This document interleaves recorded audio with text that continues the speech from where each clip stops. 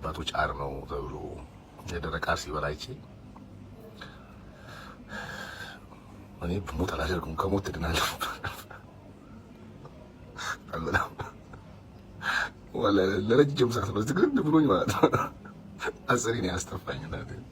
ኧረ ተው እንደዚህ አይነት ቪዲዮ ይህ ቪዲዮ እንዳታሳልፉት። ቋርፍ ምንድን ነው? ከላይ እንደምትመለከቱት አባቶች በመጀመሪያ በጸሎት ተከፍቶ ጸሎት ተጸልዮበት የሚሰራ ምግብ ነው። ይህ ምግብ በሀገራችን ማለትም በኢትዮጵያ በዋልድባ አቡነ ሳሙኤል ገዳም ብቻ ለመናንያን የሚቀርብ ምግብ ነው። ቋርፍ ማለት ጣዕም የሌለው የማያጠግብ በጣም የኮመጠጠ መራራ ለምሳም ለራትም የማትበቃ ጥቂት ማለት ነው። ቋርፍ በዋልድባ አቡነ ሳሙኤል ገዳም መናንያን ዓለምን የናቁ ማለትም በዋልድባ ገዳም የእህል ዘር ስለማይገባ ክልክል ስለሆነ የእህል ዘርም ስለማይበላ ቋርፍ ይባላል የመናንያኑ ምግብ። ቋርፍ ከምን ከምን ፍራፍሬ ይሰራል ለሚለው ስለ ቋርፍ ምንነት ወይም ደግሞ ቋርፍ የዋልድባ መናንያን አባቶች ምግባቸው ቋርፍ ነው። ቋርፍ ደግሞ ከምን ከምን እንደሚሰራ ሳያውቁ ቋርፍን አጸያፊ ቃላት ተጠቅመው ለሚሳደቡ ለሚተቹ ሰዎች እንዲያውቁ አድርሱላቸው። ቋርፍ የሚሰራው ከሁለት ፍራፍሬ አይነቶች ይሰራል። አንደኛ ያልበሰለ ሙዝ ይቆረጥና ሳይበስል ሙዙ ይቀቀላል። ሙዙ ከተቀቀለ በኋላ ሙዙ ይላጣል። ከተላጠ በኋላ ሙዙ ይከተፍና ይደርቃል። ከደረቀ በኋላ ጎተራ ላይ ይከተታል። ከጎተራ ለክተው አውጥተው ያበስሉትና ሁለተኛ ማለት ነው አብስለው ለክተው አውጥተው ያበስሉታል። ካበሰሉት በኋላ ከተወቀጠ ኑግ ቀላቅለው ይለወሳል። ከተለወሰ በኋላ ማለትም በዋልድባ ጨው አይጠቀሙም፣ ክልክል ነው። ዘይት ነክ፣ ሽንኩርት ነክ እነዚህ ክልክል ናቸው። ስለዚህ አውጥተው የበሰለውን ጥሬው ሙዝ ያልበሰለ ሙዝ መጀመሪያ ቀቅለው ከዛ ተከትፎ ይደርቃል። ወደ ጎተራ ይከተታል። ከጎተራ አውጥተው እንደገና ያበስሉታል። ከተወቀጠ ኑግ ቀላቅለው ይለወሳል። አንዳንድ ጭባጭ ለመናንያን ለመነኮሳት በቀን አንድ ጊዜ ይሰጣቸዋል። ማለትም አሰጣጡም እንዲህ ነው። ሰኞ፣ ማክሰኞ፣ እሮብ፣ ሐሙስ፣ አርብ 9 ሰዓት ጸሎተ ማህበር የሚባል ጸሎት አለ። የማህበር ጸሎት ከደረሰ በኋላ 9 ሰዓት ድርጎ ይህን ቋርፍ የሚባለው ይሰጣቸዋል። ጨው ምናምን ዘይት ምናምን አይጨመርም፣ ክልክል። በጣም የመረረ በጣም ደግሞ ከመምረሩ ያነሰ ደግሞ አንዳንድ ጭባጭ ብቻ ነው የሚሰጠው። ምሳም ቁርስም የለም ዋልድባ ላይ። ስለዚህ በቀን አንድ ጊዜ ብቻ ነው የሚሰጠው። እሷን በልተው ወደ ገዳማዊ ጸሎት ይጸልያሉ። ረድእና የሚባል ደከመኝ ሳይሉ 24 ሰዓት ያገለግላሉ። በጸሎትም በአትክልቶች ስፍራም አባቶች በመርዳት በመተጋገዝ በዚህ ሁኔታ ያሳልፉታል። በጸሎትና በስግደት በትህርምት ያሳልፋል። አንደኛ የቋርፍ አሰራር በዚህ መልክ ነው። ሁለተኛ ደግሞ በአካባቢው ላይ ሙዝ ከሌለ የሙዝ እጥረት ካጋጠመ ጻብለ የሚባል አለ። ሰኔ ብቻ ነው የሚበቅለው። በዓመት አንድ ጊዜ ይበቅላል። በዓመት አንድ ጊዜ የበቀለውን ልክ እንደ ቀይ ሽንኩርት አይነት ድብልብል ነው። መሬት ላይ ተቆፍሮ ወይ እንደ ካሮት ከመሬት ላይ ተቆፍሮ ይወጣል። የሚቆፈረው ደግሞ በዓመት አንድ ጊዜ ነው የሚበቅለው። ሰኔ ይበቅላል። የሚቆፈረው ከመስከረም 12 እስከ ጥቅምት 12 ባሉት ቀናት ብቻ ካልተቆፈረ ከዛ በኋላ አይገኝም። በዛን ሰዓት ይቆፈርና በጣም እሱ ደግሞ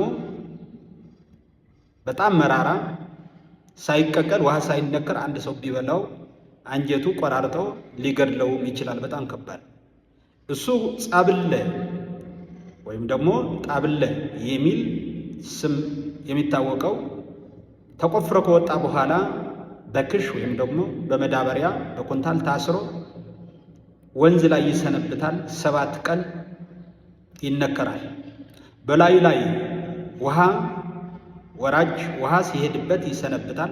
ለምንድን ነው እንደዛ የሚደረገው?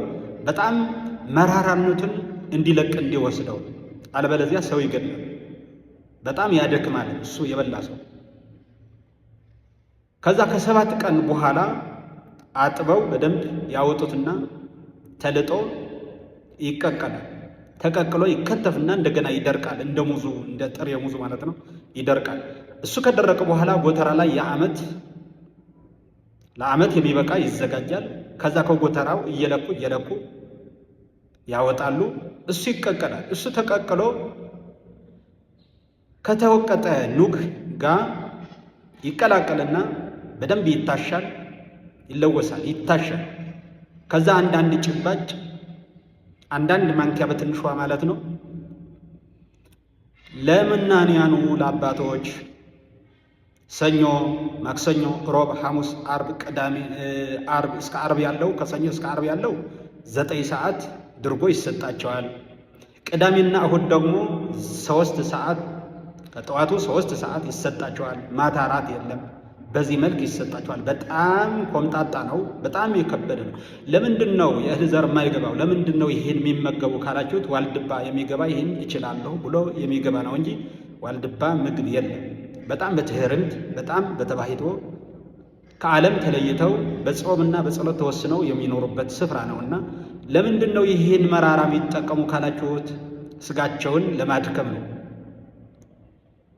ጣፋጭ የሆነ ምግብ ለስጋ የሚመች ምግብ እንዳይሆን የክርስቶስ መከራ ለማሰብ በዮሐንስ ወንጌል ምዕራፍ 19 ቁጥር 29 ላይ ተጠማሁ ባለ ጌታችን መድኃኒታችን ኢየሱስ ክርስቶስ በመስቀል ላይ ሆኖ መራራ የሆነ የኮመጠጠ እንዲጠጣ እንደሰጡት ክርስቶስ በመስቀል ላይ ሆኖ መከራ እንደተቀበለ ለማሰብ ይህን በጣም መራራ የሆነ የኮመጠጠ ጻብለ የሚባል ከኑግ ጋር ቀላቅለው ይበላሉ።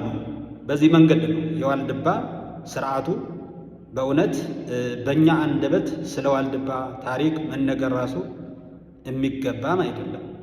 ስንት የተሰወረ አባቶች ያሉበት፣ ስንት ቅዱሳን ያሉበት፣ ስንት የቅዱሳን አጽም ያለበት የዓለማችን ድንቅ ታሪካዊ ገዳም፣ ኃጢአት የማይሰራበት ስፍራ፣ የቅዱሳን ስፍራ፣ ሁል ጊዜ ስብሐተ እግዚአብሔር፣ ሁል ጊዜ በተዋሂዶ ተለይተው እግዚአብሔርን የሚያመሰግኑበት ስፍራ ነውና አንዳንዶቹ ስለ ዋልድባ ታሪክ ስለ ዋልድባ ገዳም ሳታውቁ በተለያየ ጸያፍ ቃላት ተጠቅማችሁ ሰሞኑ ወንድማችን ኮሜዲያን እሸቱ መለሰ ያስተላለፈውን ቪዲዮ እሸቱ በእውነት የሚደነቅ ነው፣ መልካም ነው ያደረገው።